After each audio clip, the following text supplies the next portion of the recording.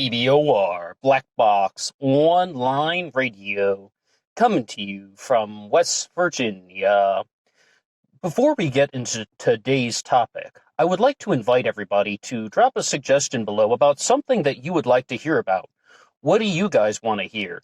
If there are any cases that you would like discussed, any topics at all that you would like covered on this channel, or you would just like to hear a YouTube video about, please drop a suggestion below.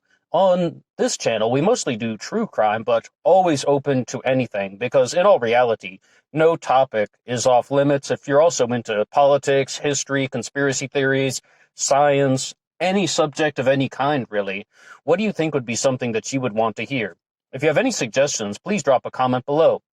I'm hopefully going to be exploring a variety of topics next week, and I gotta tell you, one of the things that I was hoping to cover was, I follow the Lord and Arts channel, and after learning that they have at least 16 uploads on Elisa Lam, I've seen most of them in the past, but I thought it'd be nice to have one day where, if I had just a day all to myself, I would watch all 16 Lord and Arts uploads on Elisa Lam and do a response. They might have 17 now, actually.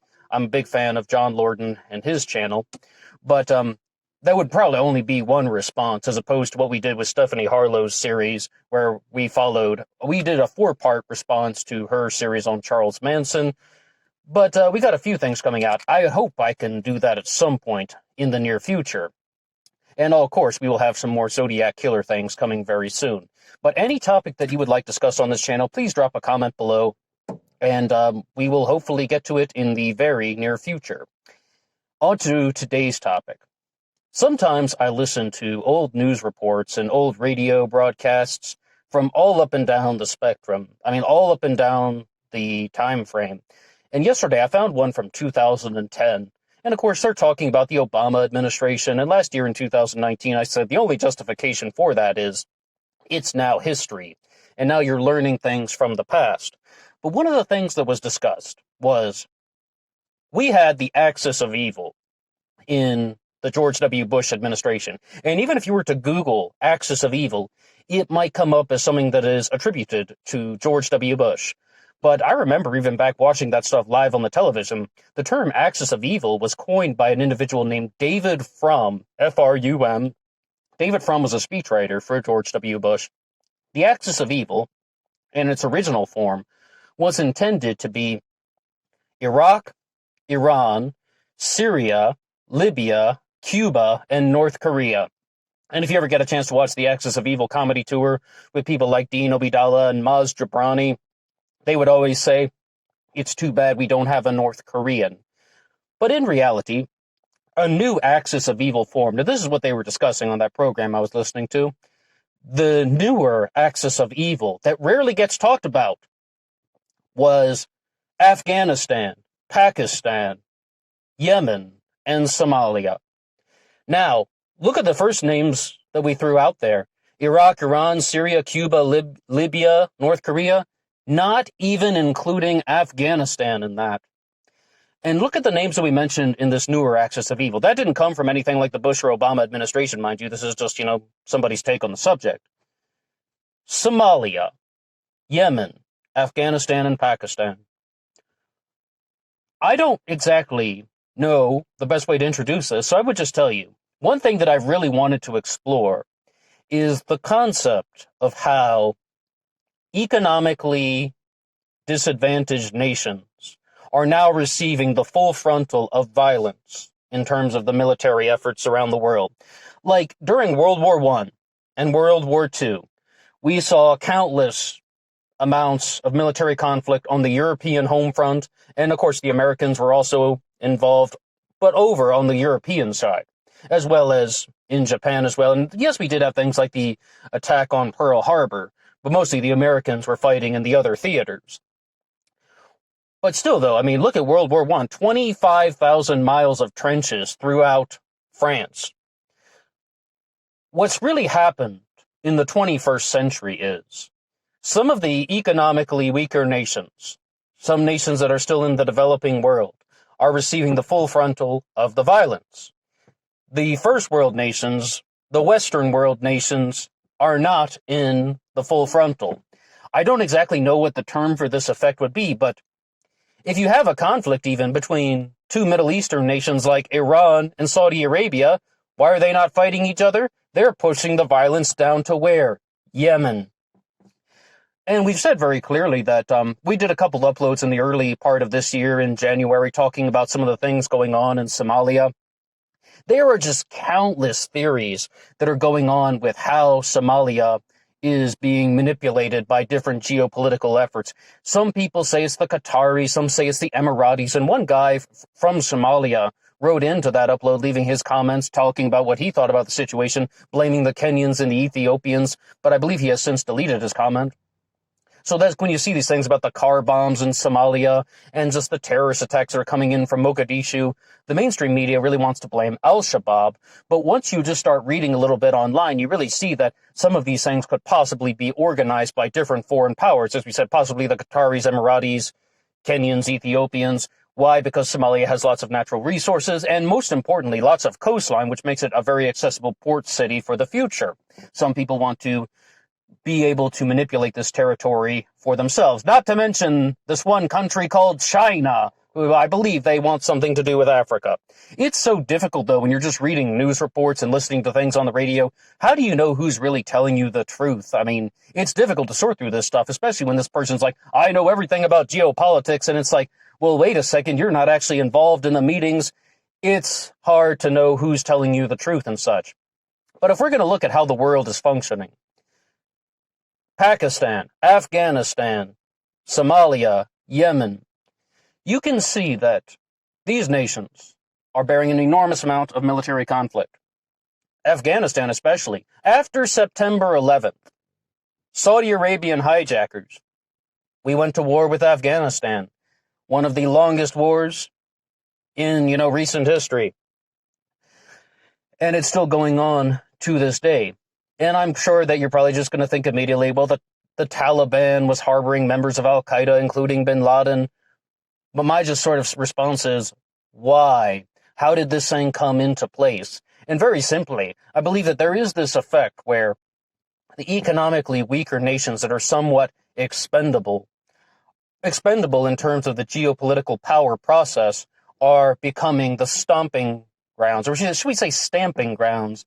They're becoming the stomping ground for the military efforts.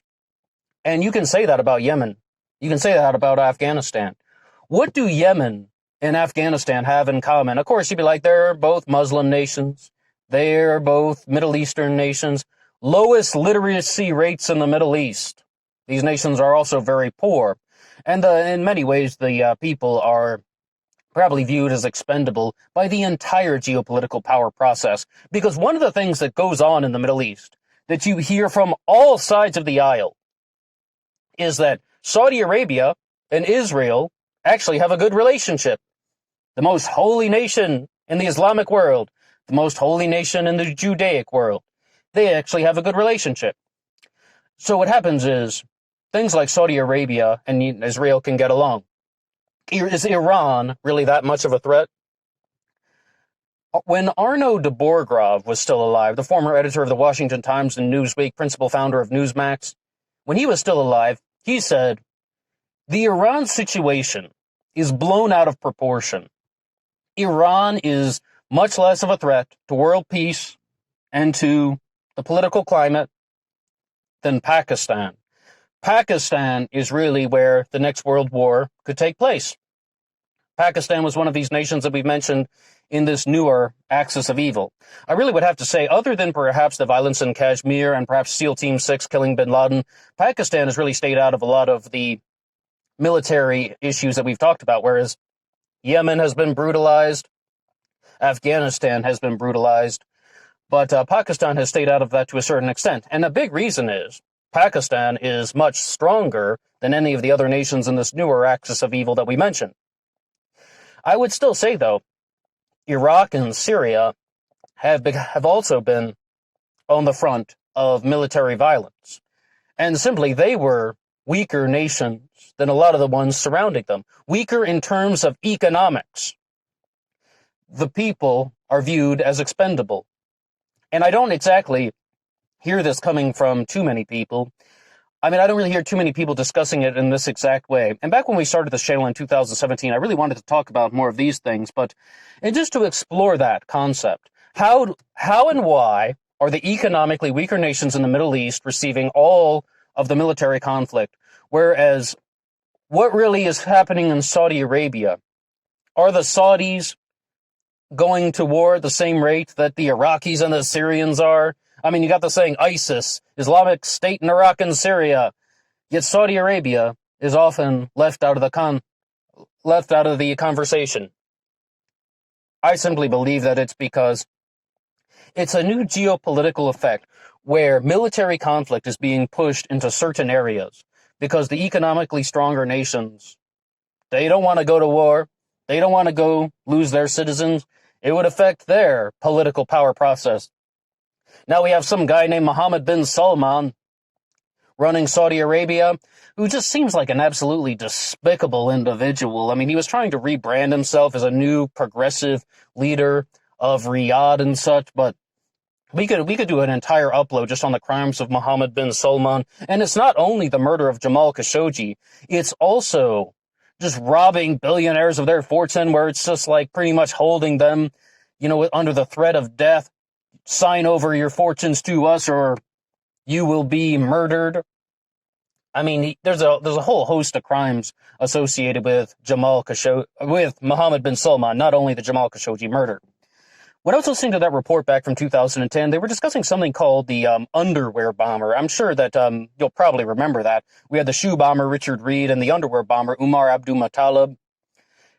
And very simply, the way that this ties into the newer axis of evil question is that Umar Abdulmuttalib was Nigerian, West African, but he studied Arabic in Yemen, and they believe in Yemen he became radicalized and then he launched this plot. However, they're just like, this guy was a shill, a patsy. He didn't even know what he was doing. He had a very low mental, a very low IQ and such. He was obviously just being a fall guy for someone else's operation. That's when it gets very conspiratorial. And you got to look at what really, I mean, how do you prove that? I follow what you're saying, but how do you prove it? I know you might think that to be true, but where's the hard evidence that would allow you to generate that conclusion? To continue onward with that, though, Yemen is very big when they're inviting people to come there and study Arabic. They have a very large Arabic Studies Institute, and I mean, it was very accessible back in 2009 when I was looking into that stuff. It was something that I had even thought about doing post-graduating college. I was like, well, maybe I could spend a year studying a foreign language in another country, and Yemen was opening the doors, asking people to come on in. And they're saying that there's a possibility that could lead to a breeding ground for extremism. But what do you think about it in reality? There seems to be a very large effect. There is the concept of order, and there is the concept of chaos, right? And the economically greater nations are saying, let's find a way to keep all the chaos in the economically improving nations. Once there's a major military conflict, people are getting their homes destroyed, people are getting brutalized, thousands upon thousands of people are dying. In Syria, it's in the hundreds of thousands. Then, someone has their whole nation completely destroyed, refugee crisis to the nth degree. What happens? What happens is, I mean, you could call it a breeding ground for extremism. You could call it creating a vacuum within a nation and that people are just broken and they have nothing left, so they just cling to anything. But at the same time, who caused this in the first place? It's not the United States of America, and it's not the Saudis. It's the entire process. And this is what we've said, though, during our conversations about the New World Order. This is what we've said, though, about talking about how the New World Order functions. Forget the people. The people are not important. It doesn't matter who they are. Kissinger, Brzezinski, Rockefeller, doesn't matter. They're going to be dead soon, and someone else will take their place. If we're going to talk about the New World Order, the New World Order is the mechanism which allows oligarchy to propagate and which allows these economically greater nations to wreak havoc upon economically weaker nations, because the small groups of power in place that are running the governments are all going to be interconnected. Look what we said about Saudi Arabia and Israel. They're together. America and Saudi Arabia are also allied. Donald Trump made his first state visit to Saudi Arabia. These groups are connected, and the New World Order can be viewed as the mechanism which allows oligarchy to propagate. The people who are not in this oligarchy, the heads of state who are not in this oligarchy, the nations and the citizens who are not in this oligarchy are bearing the full frontal of any sort of military-industrial complex, any sort of violence. I mean, the war is not being fought on the Saudi Arabian homeland. The war is not being fought on the Qatari homeland. They're pushing the violence into the economically disadvantaged regions.